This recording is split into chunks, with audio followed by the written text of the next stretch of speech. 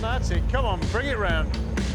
After test driving Michael's limited edition 1992 Carlos Sainz Celica GT4. That's it, you're tighter than that, tighter. It's overheating again. The gearbox is refusing to go into gear. The boys have discovered there's a lot more wrong with it than meets the eye. I'm beginning to get that fear, that dread wash over me, Fuzz, as I look at this car. So it's time to get it up onto the ramp and really see what's going on. 90s nightmares.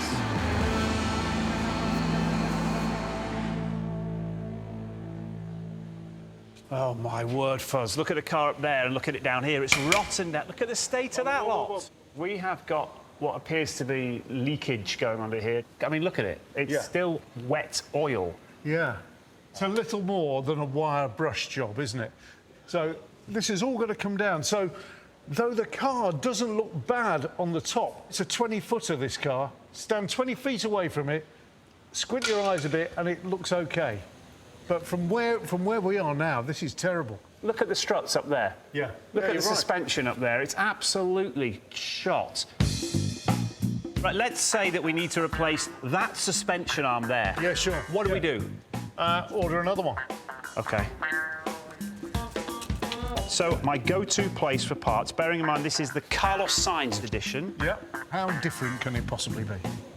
Right, there you go. Have a look through Europe, please. On sale, currently in Europe, Carlos Sainz Celica parts. How many have you got? Well, I can't find anything at the moment. We've got trouble. We have trouble because, look at the state of it.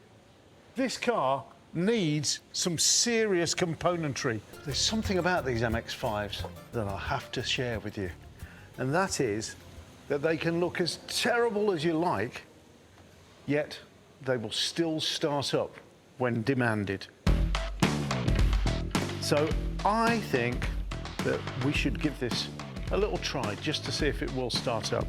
Japanese manufacturers may have long been renowned for their mechanical reliability of their engines, but surely this is pushing it. One of the main concerns that we could have, given that we've been told about this engine failure, is that perhaps the head gasket has gone. Now, a couple of ways to check that. One is to remove the pressure cap from the radiator. We've got clean coolant and no signs of oil mixing in the water there. And then, if we check to see if we've got any kind of emulsified oil. Now, if you had a creamy deposit around here, then that could mean that water has got in with the oil and has mixed with it to make a mayonnaise-like substance. I don't think we've got a head gasket failure here or anything like that. So now I'm going to turn the engine over 1 revolution, and by doing that, that means that I can determine that there's nothing stopping that engine rotating freely. OK, it's moving, it's turning. That's good news. I think we should connect up a battery and see if we can get a tune out of this.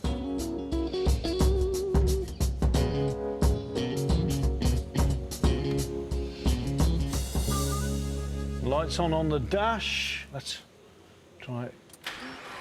Oh.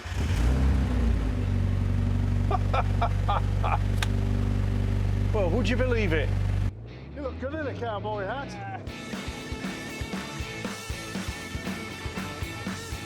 Welcome to Car S.O.S, the mini-series! This is so much fun! Mate, do you know what? I get it now. Until this moment in time, I looked at people in beach buggies and just thought, why do you drive one of those? But actually, the reality of it is, when you drive one of these things, you completely take leave of any concern about what you look like. Who cares what I look like? This is about just enjoying life. And it's massively responsive. This one is actually significantly boosted. You know, this one is actually a bigger engine. Now, that is a very good point, because you've got much larger wheels, so you need that extra torque, that extra power to turn those wheels.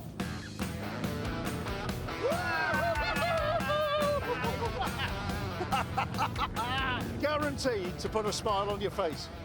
Dude, check this out. I'm just drifting it left to right. Oh, wow. Are you you sure it's not somebody with a remote control? Go.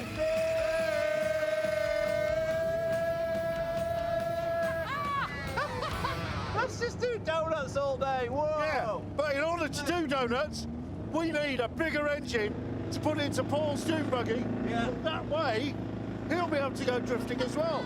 So bigger engine is an absolute must. But there's a dog behind us! Oh. Ah! It's catching up on us! Quick, back to the workshop! At the workshop, John's car has had to be completely stripped. The engine's gone to a specialist to have the cylinders rebuilt and the block rebored. And Fuzz needs to sort a hole in the floor. Wooden floors were common in cars up until probably about the late 1950s, early 1960s, but you still find them in things like kit cars and fiberglass cars, so they're not completely outmoded yet. Fuzz starts by making a template of the missing section.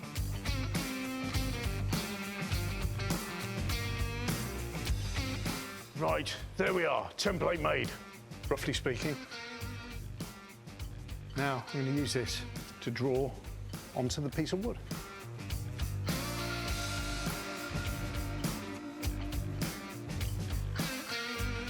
All I need to do now is follow those lines with a saw. Goggles on, ear defenders.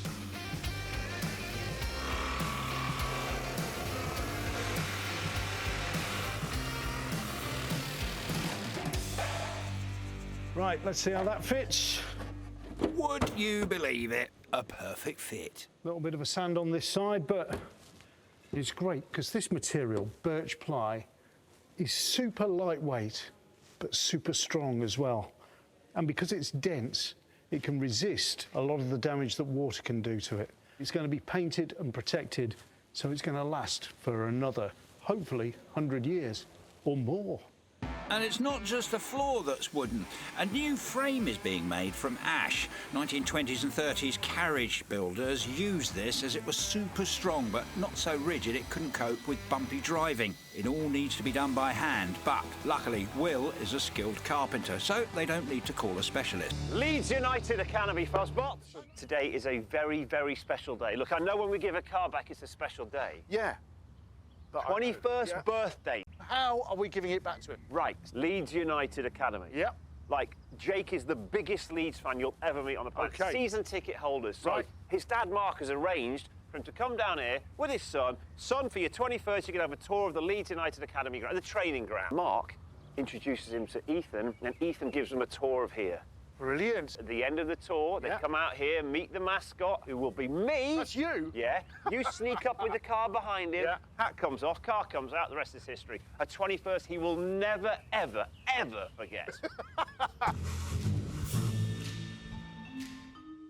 To kick things off, Leeds captain Ethan Ampadu, who's in on the surprise, is taking them for a tour. Hello, hello. You all right? Yeah, good, thanks. How are you? Not too bad. Ethan, nice to meet you, okay? Yeah. How are you? Nice to meet you. Good. Here they go, they're saying, oh, right, wow, he's like, my God, that's Ethan Ampadu. That's a big deal. Hopefully I can show you around well. I think I know it pretty well. Lifelong Leeds fans. Yeah. Yeah? Season tickets. This is, where we have a little bit of activation, a little bit of gym, test reactions, test stuff in the dark. Yeah, this is the boot room. Wow. My favourite thing in here is this. What's that? The boot steamer warms them up, so especially these cold months. Put your Before boot- you put them on? Yeah, put your boots in there. Yeah, so that was the boot room. Sorry about the smell. With Fuzz at the wheel of the Escort, it's time to spring the trap. Hello, Jake. Something you might recognise. That. Not my car. Come and have a look at this. Come over here. To join the new wheel arch to the car, it needs to be welded into place for strength. This is our spot welder. These electrodes go down and they clamp onto the pieces that are going to be welded, at which point electricity passes through them and creates heat. fusing the two pieces of metal together. Now, I've got a couple of bits of old scrap here, which I can test out. Clamp together. There we go. Absolutely rock solid. Spot welding is probably the one piece of automotive construction that made cars more affordable, and so affordable that we have all been able to get on the roads with it. It's a brilliant piece of construction.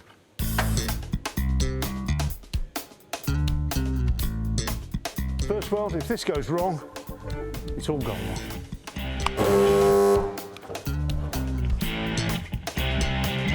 But for all its brilliance, spot welding does have drawbacks. With the engine blocking access to the back of the panel, Fuzz can't get his jaws into position. So it's time to go full flash dance and finish it off with some plug welds. Plug weld is something that we do to imitate a spot weld. It's individual small welds, but done in a different way. And that then allows us to get in there where we cannot reach with a normal spot welder, which requires a lot of access.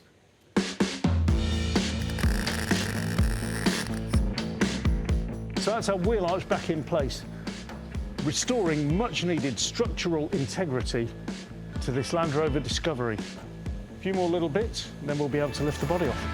The boys are heading the road for some emergency research. You might regret this drive, Fuzzbot. Yeah. Because I'm driving the E46 M3, one of only 422, the CSL. Right, okay. Coupe Sport lightweight.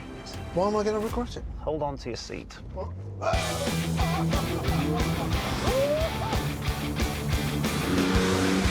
into your back seat. Okay, it's No, not okay. Keep enjoying it. No, I'm not okay. You are. You're fine. You're fine. Oh, listen to that growl. About 360 horsepower, this CSL is 30 more horses than and 110 kilograms lighter than Rick's E46 M3, which is, and I maintain, the greatest car in the world, but it just tweaked it with this one, the CSL. This is the way Rick wants his car to look, dude, just like one of these. So this car is considered the holy grail for anyone who loves an E46 M3. I have to say, it does feel remarkably sure-footed. Oh, it's just... No pun intended. Ferraris, Lamborghinis, supercars that do 250 miles an hour don't make sense on British roads. It's like taking a Grand National winner and doing donkey rides on the beach with it. The E46 M3 gets everything about motoring in the UK on the nail. Yes, it handles well. Yes, you can use it as a daily with the kids in the back and not hammer it. But yes, you can take it on a track and absolutely have it sideways. Would you call this the thinking person's supercar? Yes, in a way. What I want to know is, I mean, we know that Rick wants a CSL lookalike. Yeah, like this. So, yes, like this. Right. So what can we do? The G40 is built on the same chassis and engine mounts as the standard Mark II Polo. But because it produces over double the amount of power, metal fatigue in this area of the engine bay is a common problem. There we are, there's our first piece off. But as you can see, it's very thin steel and it's reinforced by this little pressing here. But unfortunately, there's no strength at this point here, nor on this flat section here. And that's where the flexing has been going on. And as the other sections come away, things are a whole lot worse underneath. So we can see here where the crack has occurred. And what has probably happened is this area here has completely detached from the front member of the car. So the engine and gearbox have actually at one point dropped down lower. And then it's been welded up back in this position rather than actually being jacked up and put back into place. But what's happened is water has got into this box section here, down in through there, and it has sat at the bottom here, and it's corroded through the steel. We've got a lot of holes that shouldn't be there, a lot of cracks that shouldn't be there, and a whole heap of movement that has gone on. It all needs to be repaired for this car to regain its structural integrity. Without it, it's scrap. So, what was originally just repairing some small pieces of cracked gearbox mount has morphed into a much bigger job. After stripping the gearbox down even further, it's still not giving up any answers. Right, what's next then? So, it's on to testing the final set of components that could be faulty. The 5 solenoid switches that control the flow of oil around it. So they're valves then? They're just electric valves, frankly? It's like a tap. Yeah. So you give it power and it just says, all right, I'll let you go through. Exactly. Yeah, OK. Yeah. So as soon as you've done electronics at school, what do you want to do? Could do. To check each solenoid is operating correctly, Tim is using a multimeter to measure their electrical resistance. What is the resistance of that? Where are the two? Between 11 and 12.5. OK. So positive on there, Yeah. and then your earth actually on the body itself. Yeah, OK. 11.4 ohms. So that's it. So that one's OK. That's fine. So it's like squeezing that electricity down a thin pipe and it's saying, yeah, it's narrow, it's pretty thin in here, but I can get through. That's it. Right, so that one's good, we That's think. good. OK, right. First one down. 11.9 ohms. OK, number 2, good. Good. We need one not to work here. Over here. OK, so that's working. To the left. 11.7. 11.7, OK. Yep. 11.7, the last one. The last one. Bingo. What do you mean, bingo? Bingo. Resistance is all over the shop. Right, so hang on a minute. What are you saying here? I would say that's faulty. So the whole reason that this car hasn't had all the road trips with James and his mum in it, hasn't travelled all over the place and brought many smiles and good times, all comes down to it's been off the road thanks to that. For that, yeah. One little solenoid. Right, feedback, come on, what's it like? The binnacle is wrongly positioned, very poorly positioned. As it is, ergonomically, this car is not really set up for me. But let me give you a little bit of feedback from the driving experience. Yes. The steering is heavy. It's not even particularly quick by modern standards. OK, here we go. You're getting your foot down now. We're getting a few revs. Woo! Come on, son. You've got to be loving this. Ferrari. What you're doing is you're beginning to push the mechanics of this. And if you overlook all the stigma stuff and just work on the driver experience and the engineering, it'll win you over. I defy it. I defy you to not fall in love with this thing. Well, I am. I'm starting to appreciate it because it's very sure-footed, giving me a little bit more confidence. But I'm not all the way there yet.